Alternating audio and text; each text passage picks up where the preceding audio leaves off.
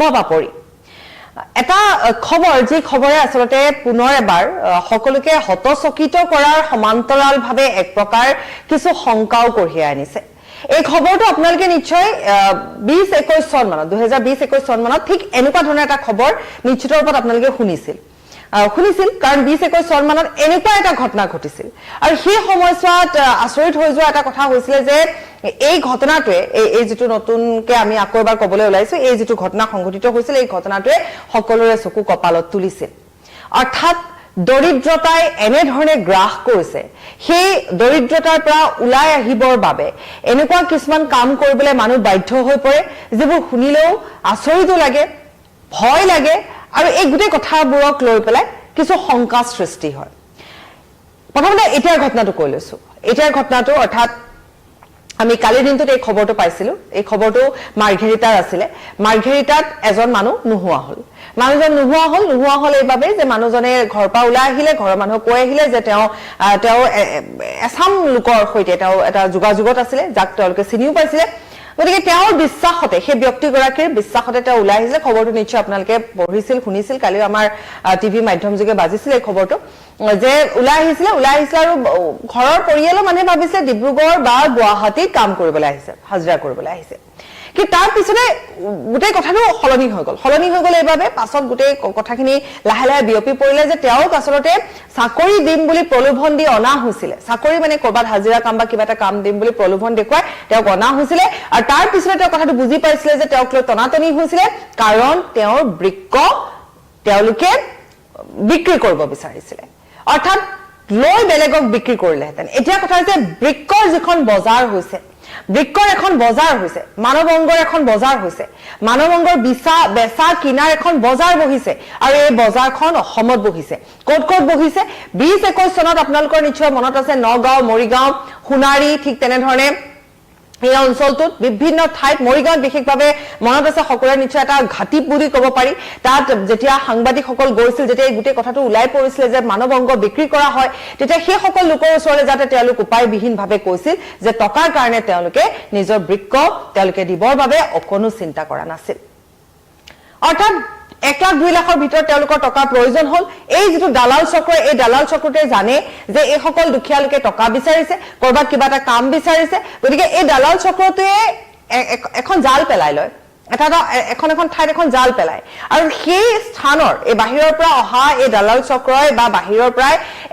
এক প্ৰকাৰ এটা নেক্সাস গঢ়ি তুলিছে য'ত বিভিন্ন আমাৰ ইয়াৰে স্থানীয় লোক তাত জড়িত হৈ থাকে যুৱক জড়িত হৈ থাকে সেই যুৱকসকলৰ 2 পইচাৰ কাৰণে তেওঁলোকে সেই কামবোৰ কৰে অৰ্থাৎ এনেকুৱা ধৰণৰ হ'ব পাৰে যে আপুনি দৰিদ্ৰ সীমাৰেখাৰ তলত বাস কৰি আছে আপোনাক টকাৰ প্ৰয়োজন চিকিৎসাৰ বাবে টকাৰ প্ৰয়োজন পঢ়িবৰ বাবে চলিবৰ বাবে খাবৰ বাবে টকাৰ প্ৰয়োজন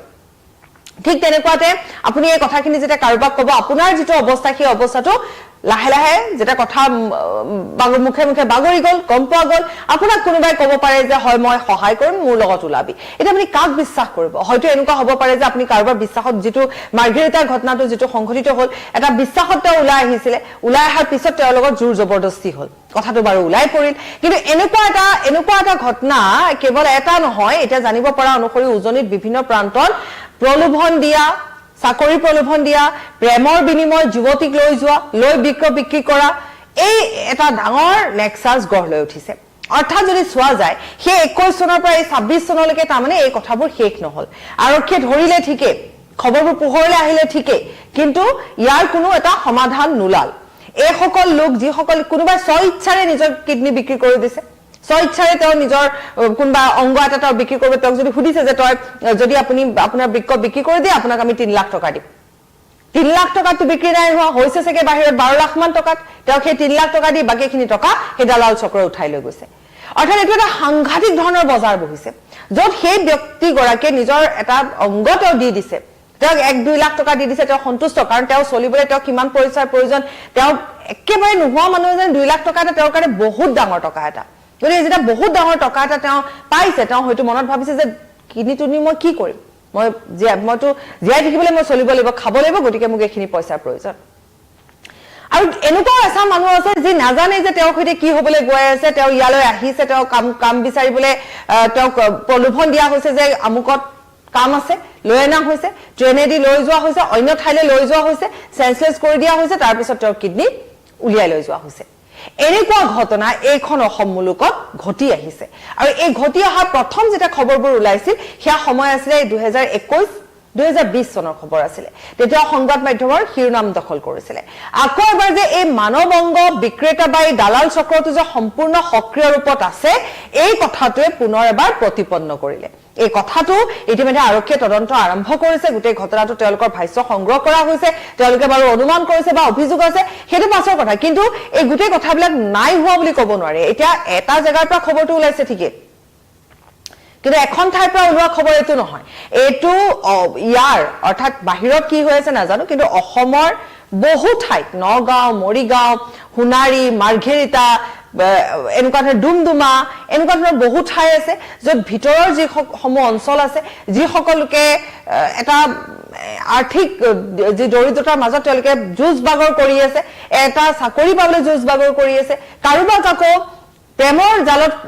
পেলোৱা হৈছে, প্ৰেমৰ তাত প্ৰতিশ্ৰুতি দিয়া হৈছে যে আমি বিয়া পাতিম, মই বিয়া পাতিম। প্ৰেমৰ জালত পৰি সেই যুৱতীগৰাকী বা কিশোৰীগৰাকী সেইজন লোকৰ সৈতে গুচি গৈছে, গৈ তেওঁ বিপদত পৰিছে, তেওঁ কাকো ক'ব নোৱাৰে, কেতিয়াবা তেওঁ ঘূৰি আহিছে আৰু কেতিয়াবা তেওঁ ঘূৰি অহা নাই।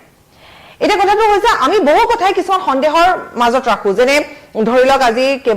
কেইবা মাহ হয়তো এবছৰে পাৰ হৈ গৈছে চাগৈ, উজনিত এখন গাঁৱৰ পৰা বহু কেইগৰাকী মহিলা যুৱতী নাইকিয়া হৈছিলে। তেতিয়া সন্দেহ কৰা হৈছিলে, বহুতে কৈছিলে, হয়তো তেওঁলোকে বা কমেণ্টতো দেখিবলৈ পোৱা গৈছিলে, বহুতে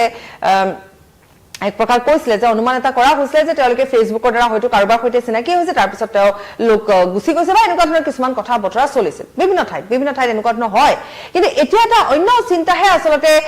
শংকাহে দেখিবলৈ পোৱা গৈছে যে তেওঁলোকক সেই প্ৰেমৰ জালত পেলাই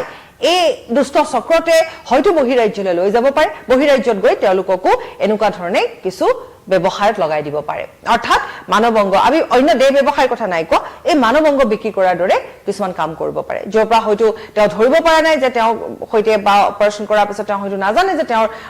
অংগ লৈ যোৱা হৈছে, বৃক্ক লৈ যোৱা হৈছে। অৰ্থাৎ এতিয়া যদি গোটেই ছবিখন সন্দেহ কৰা হয় বা অনুমান কৰা হয়, এইখন এখন অত্যন্ত ভয়ংকৰ ছবি। গতিকে সাৱধান হোৱা উচিত, যাকে তাকে বিশ্বাস কৰাতকৈ নিজে গোটেই কথাখিনি গমি পতি চোৱা উচিত আৰু জনা মানুহক সোধা উচিত। যদিহে বাহিৰলৈ কোনোবাই কাম কৰিবলৈ প্ৰস্তাৱ দিছে, যদি যথেষ্ট দৰিদ্ৰ তাৰ মাজেৰে পাৰ কৰা হৈছে, যদি কোনোবাই প্ৰস্তাৱ দিছে আমুকত কাম ওলাইছে, এবাৰ অন্তত সুধি লোৱাটো উচিত অন্য জনা মানুহক যে যোৱাটো ভাল হ'ব নে নহ'ব। হয়, আমি সেইখিনি সময়ত আমাৰ মন মগজুৱে কাম নকৰা হৈ যায়, যেতিয়া আমি যথেষ্ট কষ্টত থাকিব লগা হয়, যেতিয়া অভাৱে দেখা দিয়ে, অভাৱে জুৰুলা কৰে, এসাঁজ ভাতৰ কাৰণে চিন্তা কৰিব লগা হয়, তেতিয়া মূৰে কাম নকৰা হয়, সেইটো সঁচা কথা। আৰু তাৰেইটো সুযোগ লৈ আছে এই নেক্সাছটোৱে, এই দালাল চক্ৰই। কিন্তু এইখিনি কথা, এই খবৰটো ওলোৱাৰ পিছত এটা অন্তত আৰক্ষীৰ পৰা আশা কৰিব পাৰি যে আকৌ এবাৰ এটা অভিযান চলোৱা উচিত, আকৌ এবাৰ খোজ খবৰ কৰা উচিত যে এই চক্ৰটো কিন্তু এতিয়াও সক্ৰিয় হৈ আছে, যিটো চক্ৰই সেই 2021তো এনেধৰণে তাণ্ডৱ চলাইছিলে। গতিকে কৰবাত নহয় কৰবাত টাৰ্গেট কিন্তু বহু লোকে হৈ আছে আৰু হয়তো বা এনেকুৱা হ'ব পাৰে যে বহুতে নাজানেও, হয়তো গুচি গৈছে ইয়াৰ পৰা, হয়তো বহিৰাজ্যত তেওঁলোকৰ সৈতে এই অঘটনটো ঘটিছে। গতিকে কথা এটা যেতিয়া খবৰ ওলায় তেতিয়া বহুত খবৰে লাহে লাহে ওলাবলৈ আৰম্ভ কৰে। এতিয়া শেহতীয়াকৈ এই মানৱ অংগ বিক্ৰীৰ যিখন বেহা, যিখন বজাৰ বহিছে, এই বজাৰখন কিন্তু উৎখাত কৰিব লাগে, আৰক্ষীয়ে উৎখাত কৰিব লাগে, কিন্তু ৰাইজে সহযোগিতা কৰিব লাগিব। কাৰণ ৰাইজে যদি নকৰে আৰক্ষীয়ে কেনেকৈ ক্লু পাব। গতিকে ঠিক তেনেধৰণে ক'ব লাগিব, যেতিয়া মৰিগাঁও নগাঁৱতো এটা অভিযান চলিছিল আৰু তেতিয়া উৎখাত কৰা হৈছিলে। গতিকে উজনিতো যিখন বজাৰ বহিছে সেই বজাৰখনো উৎখাত কৰিবলৈ ৰাইজৰ সহযোগিতাৰ প্ৰয়োজন হ'ব। কিন্তু এইটো এটা অত্যন্ত চিন্তনীয় বিষয়, অত্যন্ত কিন্তু এটা ভয়ংকৰ খবৰ, কাৰণ এটা নেক্সাছ ইয়াত এনেধৰণে সক্ৰিয় হৈ আছে। গতিকে সাৱধানে থাকক। আৰু ইয়াৰে সৈতে লাইভৰ পৰা বিদায় লৈছো আৰু এনেকুৱা ধৰণৰ আমি বহু খবৰ আমি লৈ আহিম। তাৰ মাজে মাজে যিটো ৰাজনীতিৰ খবৰ আমি আপোনালোকক দি আছো, দেশ বিদেশৰ খবৰ দি আছো, কিন্তু এনেকুৱা কিছুমান খবৰ আমি আপোনালোকলৈ লৈ আহিম য'ত আপোনালোকক আমি সজাগ কৰিব পাৰো। ইয়াৰে